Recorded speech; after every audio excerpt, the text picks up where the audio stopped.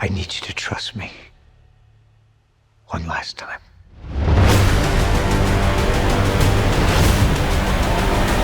Welcoming back the core IMF team is always fun. Simply because they're such old pros at it, they know how to do it so well. They understand the genre inside and out. Editor Eddie Hamilton and I are constantly referring to Simon Pegg as the genre machine. He understands spy movies so well. He understands comedy and drama and pathos and tragedy and triumph all so well that he's a little bit of our secret weapon. Ving Rhames is the anchorman. You know, he's always been the ballast for the team. And he always brings a certain level of gravitas, and he does so in this movie like never before. Working with Tom, there is no ego, there's no pride of authorship. It's not about anyone's vision. It's all about instinct, it's all about emotion, it's all about serving the audience in whatever way we can and listening to them.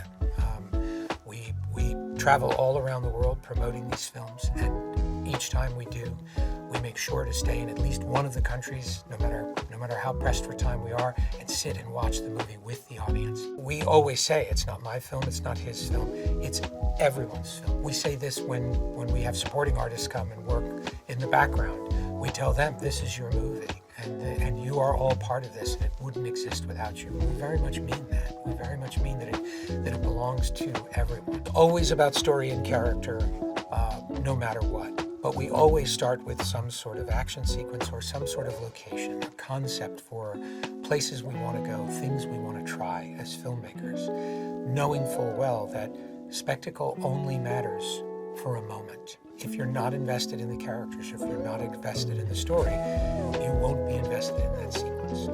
And we know when we're watching it, no matter how much work we put into it, if we're not feeling it, you're not feeling it.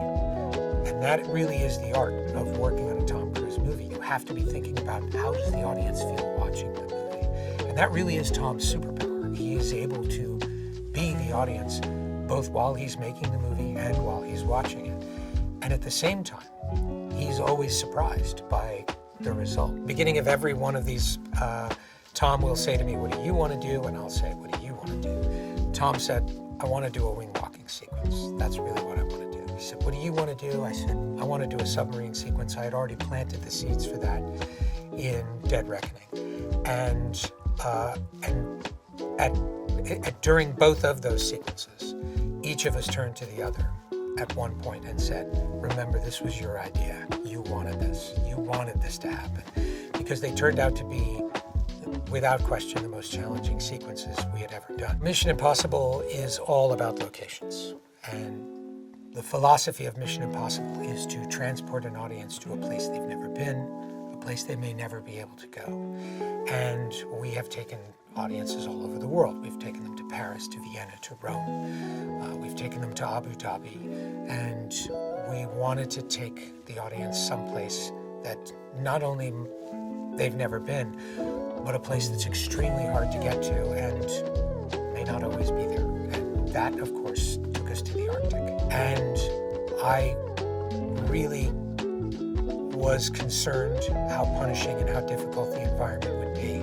And I was completely surprised to find it was one of the most beautiful places I've ever shot. He sets the tone, of course, of the movie. Everyone who's involved in this movie is at the top of their game, you know, like everyone from the crew and everyone behind the camera. So it's just, you know, it's such a beautiful collaboration between all these talents. And of course, he always pushes his limits, really, really driven and always very prepared, and he's very helpful for others as well. You know, like if you need an advice, if you have questions, he's always there to help us as well. Incredible to see them work together. You know, it's like a constant conversations, collaboration, friendship, and love of filmmaking and of beautiful, beautiful movies, and they're always pushing themselves and inspiring themselves and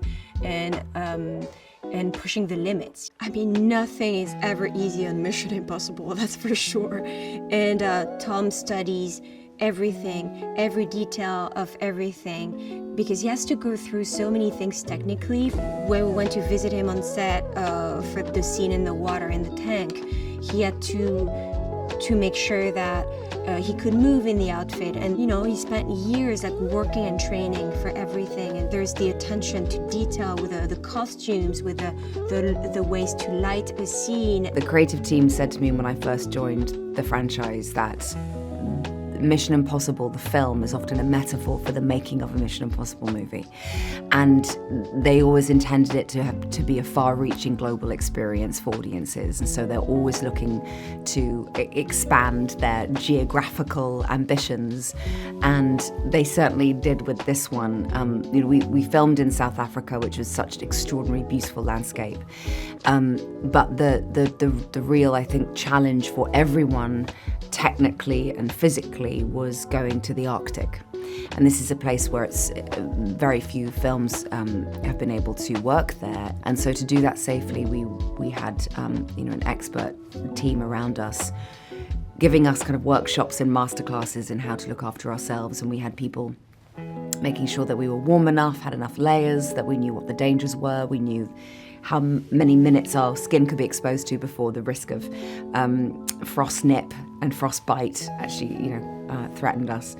And that kind of adds to the suspense and the drama of it, I think, when you see these shots and these scenes, in particular in the Arctic, just the sense of risk and stakes, just to be able to be there filming. I think it translates beautifully on camera. It's remarkable to see the way that he shows up every day, prepared and committed, and with true leadership, which is about service.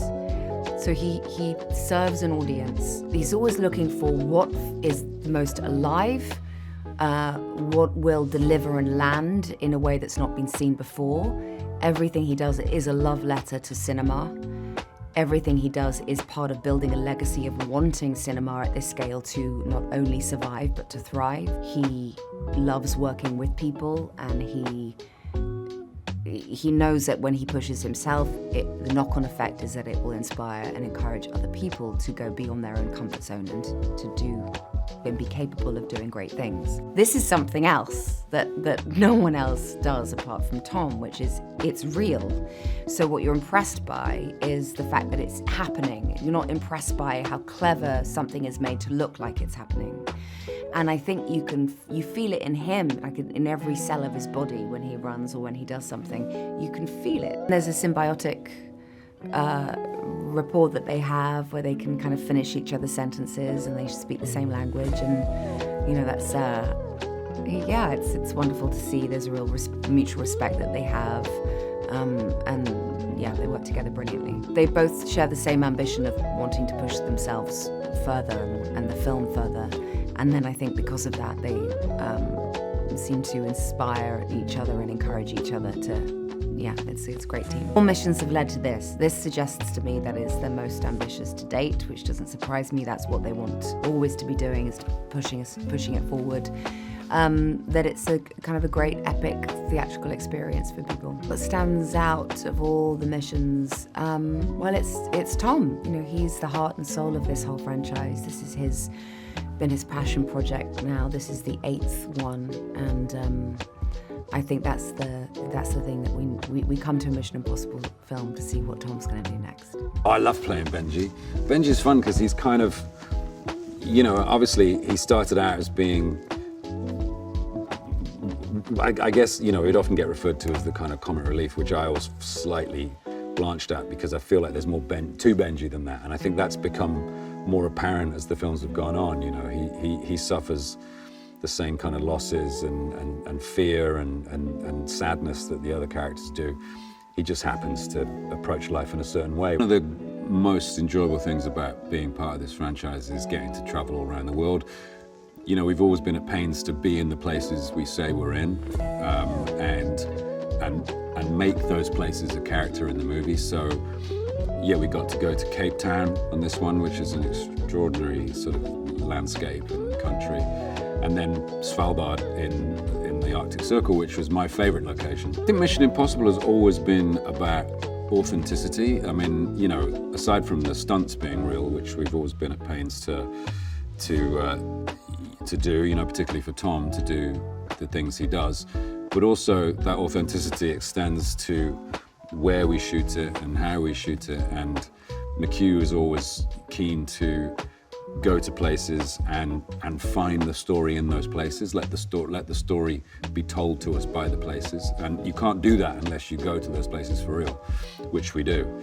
So, you know, I've been all over the world with Mission Impossible, and it's been such an adventure for me. Having been on these films for 18 years, if I heard Tom was going to jump into the mouth of a cloned T-Rex, I'd probably go, eh. It doesn't surprise me anymore. If he said he was going to jump off the moon, I'd be like, okay. I think the audience can expect stuff they've never seen done for real before. Obviously, you know, digitally these days you can do pretty much anything, but there is a frisson of genuine tension, of genuine fear when you see something which has been done for real. And so everything that you see in this movie is generally speaking, it's done for real. And I think this will be just something that you've never seen in a submarine movie before. It can't be, because it's never been done before. Tom and McHugh, they just get each other, you know, they are, on a very fundamental level. They are two sides of a coin, and make up a formidable team in that respect. McHugh has one of the most keen understandings of this kind of storytelling. And it will be the first to admit to you that he is constantly learning about how to tell these stories. He's such a he's so precise when it comes to telling stories. Like, there's no fat on what he does. There's no indulgence. It's about the most proficient and efficient way of getting information across and telling a story to an audience and making it exciting and dramatic and highlighting character. The great thing about McHugh as a director is that he's always felt the weight of everything that's gone before as part of a continuing story, and wanted to make sure that was felt. And so this film, retroactively but no less brilliantly, ties everything together in a way that makes it feel like we were planning this from day one. This is my second one, which is really cool, and it's mind-blowing to think that I've been a part of this franchise for about 4 years now, 2 films. Coming back to friends with my castmates, and coming back to this amazing crew that we have, you know what to expect. You have that familiarity with each other, and I think it made this process more seamless, like a seamless transition for me. I love the most about these Mission Impossible films are the skills that you get to acquire while doing it. You know, I've learned everything from drifting, jumping out of airplanes, motocross, fights, weapon training and everything. I think that's the best part about it, but also being able to travel to these different cool locations and experience these different cultures and meet new people. I feel like I've been all over the world these past couple of years. I was excited for the guy to have the fight sequence in this film, because we didn't really get a chance to see that in the first film, and see him display any of his fighting talents. And the process working with Wade and Ruta to find what type of fighting style the guy has was very interesting. We really went through the backstory to see how did he get to where he is today and what is his position. Training for it, I had to do a lot of conditioning, because as we all know, fight sequences, this doesn't just happen in one take, one time. No, you'll end up doing it all day, doing the same thing over and over and over. So I had to make sure that I was completely conditioned in order to withstand doing these fight sequences over a week long period that when this was shot. Tom Cruise has really encouraged me to do my own stunts. So anything that I can do on my own that makes sense, I'm like, let's freaking do it. I'm doing it. I'm all game. The audience can expect to be blown away from this sequence, and you will be holding your breath, because this guy is underwater, and it's just something about it. When you watch it, it just makes you like tense up, clench up, and like. So when you see him going through in the submarine underwater and on the gimbal, it's just like, dude, get out, like just get out. Been working with Tom McHugh for 6 years now, and to have those two guys as my mentor has like excelled my learning curve tremendously. They're always available. I can call on them at any time. I love to be around them. I learn from them by osmosis. It's incredible. How they continued, I think it's a simple answer. It's Tom Cruise. Nowhere in cinema do you have the blend of an actor that is not a good actor but a great actor, and someone who's there's no smoke and mirrors on this. Tom does everything himself.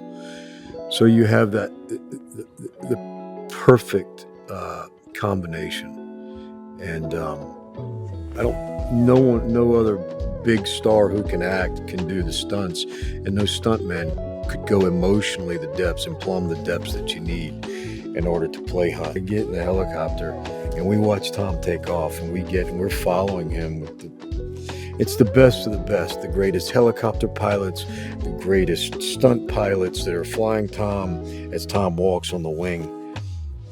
And I remember just looking, we couldn't say anything, and I remember looking at McHugh because he's making maybe the last piece of cinema practically done on this level. And so I think we never take it for granted. None of us, especially Tom and McHugh. The energy level is extraordinary on their part. His commitment to cinema is unmatched. He lives on sets because he chooses to live on sets. He loves making films. Audiences, I think, with this picture can expect a good old-fashioned story in that it's got adventure. It's got characters that you actually care about. It has stunts that have never been done before. And again, it's Tom doing everything. Not 70%, not 90% of them, it's 100%. He's doing everything. So you're going to have an amazing movie-going experience with this.